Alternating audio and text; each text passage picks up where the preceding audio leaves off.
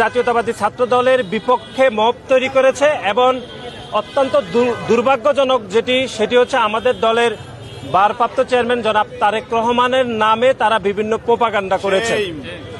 আপনারা জানেন যে গত এক সপ্তাহের মধ্যে বাংলাদেশে আরো কয়েকটি হত্যাকাণ্ড হয়েছে। বিশেষ করে খুলনাতে যুবদলের আমাদের একজন সহযোদ্ধাকে গুলি করে হত্যা করেছে এবং তার মৃত্যু নিশ্চিত করতে তার রগ কেটে দেওয়া হয়েছিল।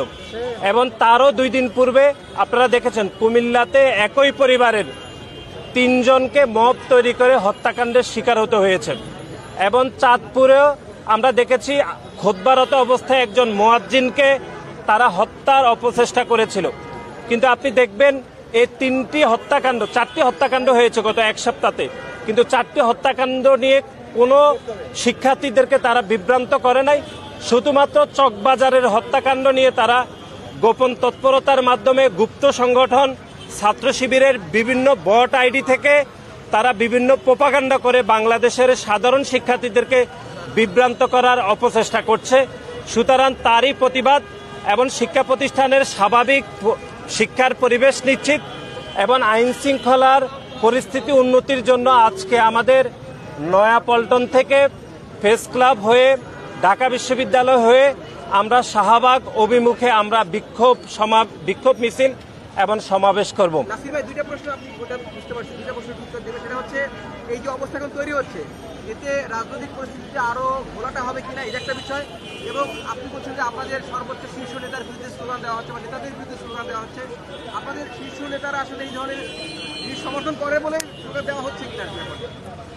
আপনি জানেন যে গত 1 বছরে কয়েকটি হত্যাকাণ্ড হয়েছে। বিশেষ করে ঢাকা বিশ্ববিদ্যালয়ে মানসিক ভারসাম্যহীন একজন ব্যক্তিকে ঢাকা বিশ্ববিদ্যালয়ের শিক্ষার্থীরা পিটিয়ে হত্যা করেছে। তার দায়িত্ব তো ঢাকা বিশ্ববিদ্যালয়ের মাননীয় উপাচার্য মাননীয় প্রক্টরকে নিতে হয়নি। আমরা দেখেছি ঢাকা বিশ্ববিদ্যালয়ের সংলগ্ন এলাকাতে ঢাকা বিশ্ববিদ্যালয়ের মেধাবী শিক্ষার্থী শাহরিয়ার আলম সাম্যকে হত্যা করা হয়েছে।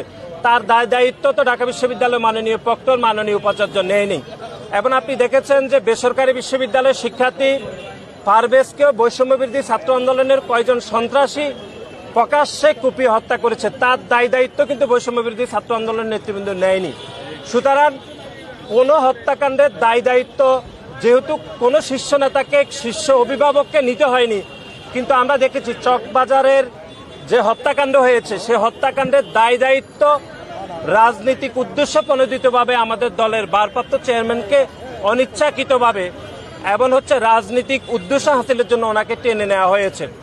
আমরা মনে করছি যে গণপ্রজাতন্ত্রী বাংলাদেশ সরকারের প্রধান উপদেষ্টা সহিত আমাদের দলের ভারপ্রাপ্ত চেয়ারম্যান জনাব তারেক রহমানের যে একটি ঐতিহাসিক বৈঠকের পরে বাংলাদেশের রাজনৈতিক পরিস্থিতি যখনই একটি সুবাতাস বইছে এবং বাংলাদেশের মানুষের অভিভাবক হিসাবে বাংলাদেশ জাতীয়তাবাদী দলের ভারপ্রাপ্ত চেয়ারম্যান জনাব তারেক রহমান যখন অত্যন্ত আস্থাশীল জায়গায় রয়েছে, ঠিক তখনই গোপন সংগঠনের সন্ত্রাসীরা এবং বিশেষ করে জামাতের কিছু নেতাকর্মীরা আমাদের দলের ভারপ্রাপ্ত চেয়ারম্যানের প্রতি ঈর্ষান্বিত হয়ে তারা বিভিন্ন প্রোপাগান্ডা করছে এবং বাংলাদেশের সাধারণ শিক্ষার্থীদেরকে তারা বিভ্রান্ত করে বিভিন্ন স্লোগান দিচ্ছে।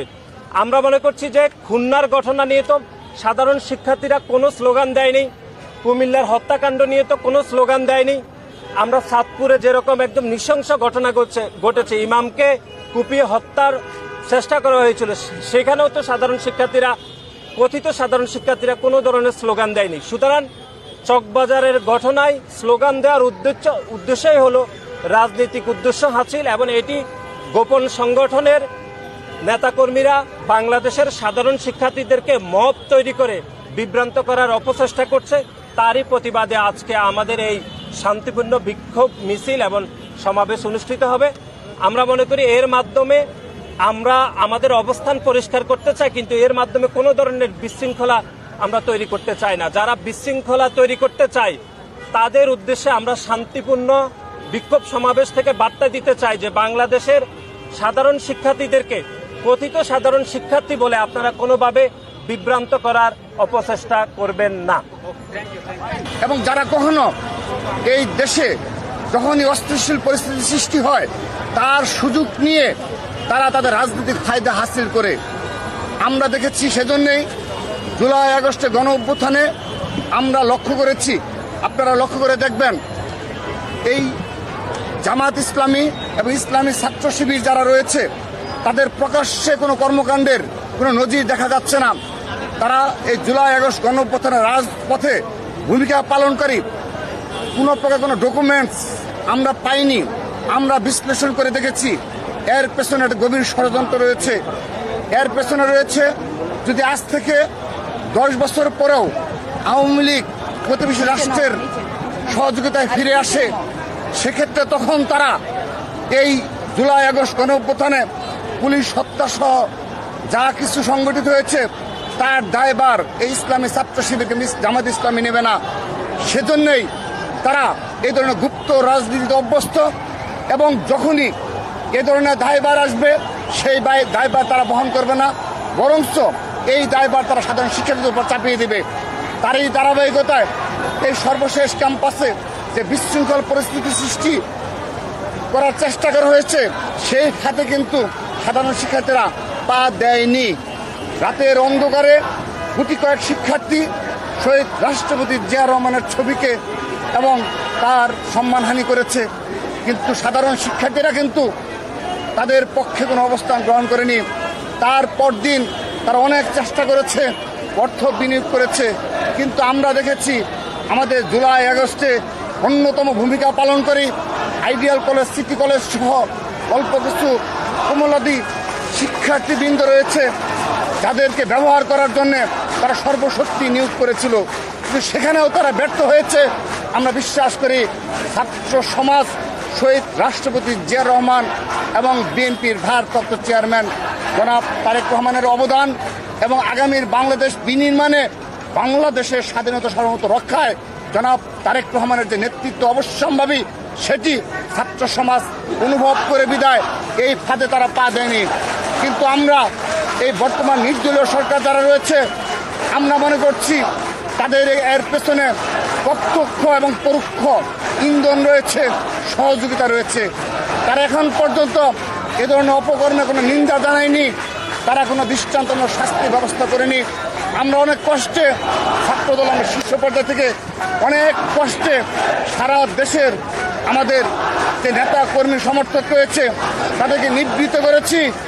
আমরা লক্ষ লক্ষ ছাত্র দলের নেতাকর্মীকে শান্ত রেখেছি, কোথাও মব সৃষ্টি করতে দেয়নি। আমাদের শীর্ষ নেতাকে নিয়ে এ ধরনের কুরুচিপূর্ণ ভাষায় স্লোগান দেওয়া হয়েছে, আমরা কোথাও মব সৃষ্টি হতে দেয়নি। আমরা শান্ত ধৈর্যশীল সময়গুলো পাড়ি দিচ্ছি, কিন্তু এখানে নির্দলীয় সরকারের সুস্পষ্ট ব্যর্থতা রয়েছে এবং তাদের ইন্ধন রয়েছে। আমরা এই ইতিহাস ভুলে যাব না। আগামীতে কয়েক বছর পর যখন এই সরকারকে নিয়ে কেউ প্রশ্ন তুলবে, এই যে মবগুলি তৈরি করে হয়েছে সেগুলো নিয়ে যখন জাতির সামনে প্রশ্ন আসবে, এই ছাত্র শিবির এবং বর্তমান সরকারকে এর দায়িত্ব বহন করতে হবে। সাধারণ শিক্ষার্থীরা এর সাথে কোনো সম্পৃক্ততা নেই। এই মব কালচারের সাথে সাধারণ শিক্ষার্থীদের এবং বাংলাদেশের সাধারণ সার্বভৌমত্ব যারা বিশ্বাসী এবং বাংলাদেশ বিনির্মাণে যারা জুলাই আগস্ট গণঅভ্যুত্থানে সর্বোচ্চ ভূমিকা পালন করেছে, তারা কেউ এ ধরনের মব কালচারে বিশ্বাসী নয়। সেজন্য আমরা সতর্ক করে দিচ্ছি, আগামীতেও যদি এই ধরনের অস্থিতিশীল কোনো ঘটনায় ক্যাম্পাসকে অস্থিতিশীল করা হয় এবং মব ক্রিয়েট করা হয়, অবশ্যই এর দায়িত্ব এই গুপ্ত সংগঠনকে বহন করতে হবে।